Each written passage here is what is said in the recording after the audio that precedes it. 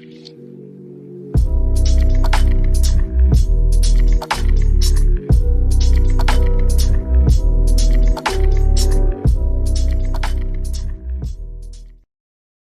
so being married to a white woman for almost 4 years now, would you do it again? No. Really? No. Oh my gosh! I'm being very honest with you. I think that there are some things that, honestly, as an Igbo man, that I would not have tried myself. Yeah? You're the only It has been hard. white person that I've ever dated. I think that with all of the challenges that I've encountered with an interracial marriage, I'm not willing to compromise my Nigerian culture for anyone. I don't think I would do that again for anyone else. That's just the honest truth. Okay, so being married to a... This is what we call... Do we call this ghetto or do we just call it local? We're just having a lot of Nigerian news today, it seems. This is the third stuff we're talking about Nigerians. This Igbo, he's Nigerian, but he's from the Igbo tribe. Yes. He is married to a Hi, Caucasian Miss woman. Martha. Yes, hello. She's Auntie Igbo. Martha. Just yes. love her. Yes, so this man, which obviously we'll put the video here for you guys to see, but he's married to a Caucasian woman. She asked him if he would ever, being that this was his first interracial relationship, would he ever do it all over again? And he said no. And they've been married for 4 years. And they got a child, a little baby. Mind you, he said all this in front of the wife and the child. This is what happens, I feel, when you settle. Are you going to put the video here? Yeah. Okay. This is what happens when, one, you settle, and then two, when you get with somebody that you don't really want to be with. And women, this is what happens when a man, I'm sure he has shown her that he doesn't really want her in other subtle ways, because for him to do it so boldly on this platform, she decided she'll embarrass him by putting him on Front Street and doing this publicly? Well, she embarrassed herself, really. All I know is Igbo people they don't play, okay? And they are brutally honest. Well, if I'm going to... And they don't they don't care about, I don't want to say they don't care about your feelings, but this is one advice Miss Martha always said to me. She says that I'll never make myself uncomfortable to make someone else comfortable. I don't know if it's a saying that the Igbos have, but she's Igbo and she said this to me.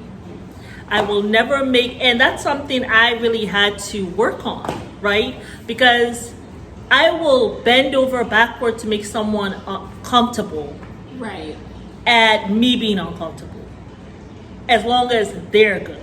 That's just how I am.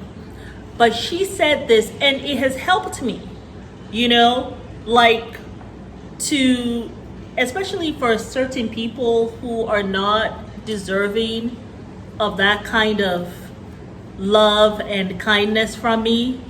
Yeah. I put in my mind, I will never make myself uncomfortable to make someone else comfortable.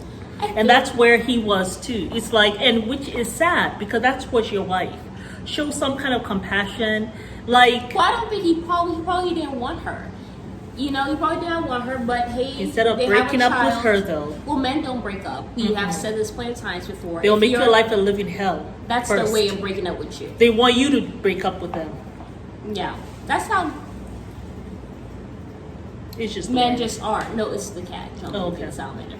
But yeah, so I just feel like it is a bit unfortunate. But I mean, that was so trifling.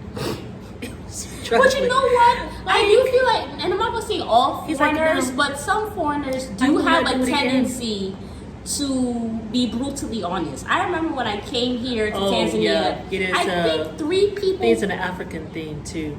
Well, I don't know if it's African thing because I've also seen other cultures do it where, I mean, even Asian, sometimes they do them. Remember when that guy, Devin, he was calling her fat and piggy and oink oink, bought her 20 stuffed animals from that guy from 90 Day? Yeah, that's I remember true. I came to Tanzania and I think 3 people had called me fat. And I'm like, you don't even know me and you're calling me fat? What's, I got so you can imagine what they're saying about me. Well, anyway. But even before I even got here, remember the Hispanic guy? Who came to the house and just started talking, telling me how he can help me out. Lose weight. He was the driver. No, he was the gardener. Oh, that's right. He was the gardener of a friend of mine who came to my house. He drove her to the house. And she knew him through his gardening that he does for her. and he comes to talk to me about my weight. Don't You even know, know him. I can help you for your weight to so I can help you so you're not so fat. Just Well, you were 100 pounds bigger back but then. you know something, I looked at him and I was talking to you about it. You were so upset. I said, yeah, foreigners, that's just how they are. I didn't understand There's it. no damn filter. There's no damn filter. It's just they are so helpful. And I was like that when I came to this country. I remember I met this guy. He was African American. It was when I was at University of Virginia. And I remember just going up to him. I was just like, look, I see you have all this acne on your face. And let me tell you how walking up on the bus with other people around. And he's looking around and people are looking at him like, what? Like, do you know this chick? And he was just like, and I said, I can really help you. The best thing to do. And I go into my whole spiel about how he needs to use lemon and the routine he needs to go on. But you know something? That was my freshman year. Senior year, I see him and his skin is totally clear. He had terrible acne and he finally does thank me. Now he was upset when I first told him. Like, it was like, if you were not a girl, I probably would have punched you in the face.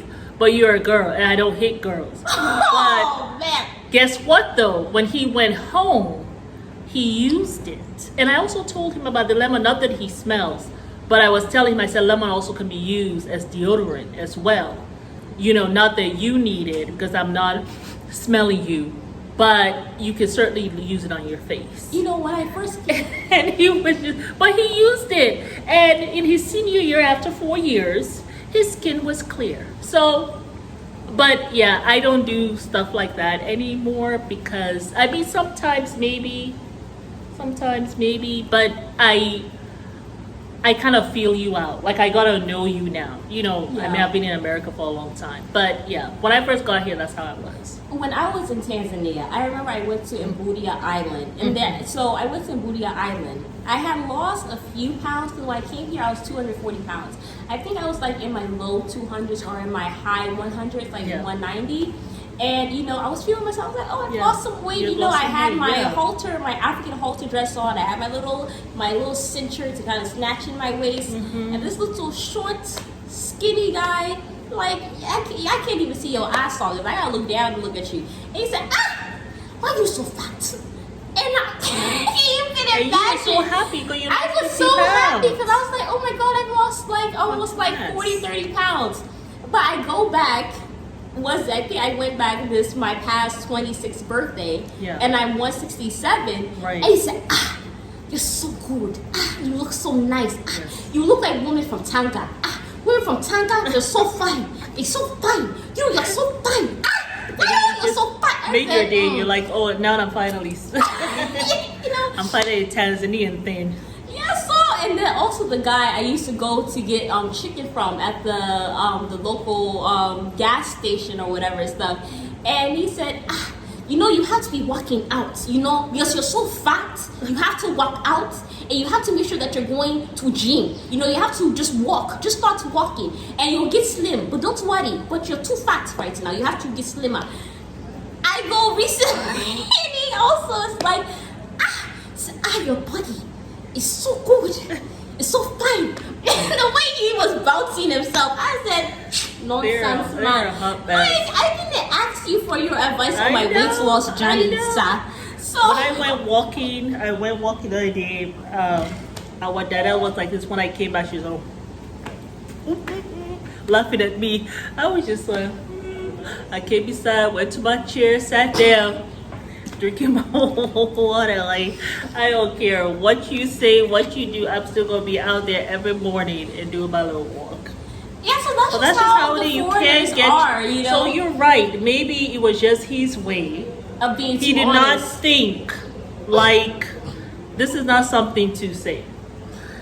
Yeah. So obviously, I do feel like Tanzania kind of bullied me into losing weight. But hey, I'm here now. I'm 165. And you're loving it. So yes, You're loving it. But you know something, Mr. Igbo man, guess what? That's not right. They are going to get on you on your Social TikTok and then you will remember this is not The culture. and this is not what you do. Yeah. Okay, your wife asks you that question. You lie. Will you ever marry a white woman again?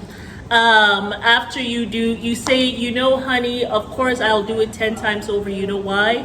Because I married you, and you're the love of my life, and you have my baby. Yes, you I couldn't will even do it say that, again. yes, I will That's marry all you have to say. I will marry you. Why do you have to say no? I will not do it. Because I will never in my compromise. culture, I would never compromise again. So obviously, I feel that's him saying that he wants out of the marriage. I mean, if you didn't get a clue, he has given everybody else a clue. Good luck, sister. Well, good luck, lady. But we will see y'all later. But no, I think, you know, it is what you're saying. I think it might have just been A foreigner thing. he's Igbo, he's foreigner, period, you know. But yeah. even, Mr. So-and-so, when we went and visited them, even he was giving us all advice, on our weight loss journey. Oh, yes. I don't want to say his name, because I think his family watches us sometimes.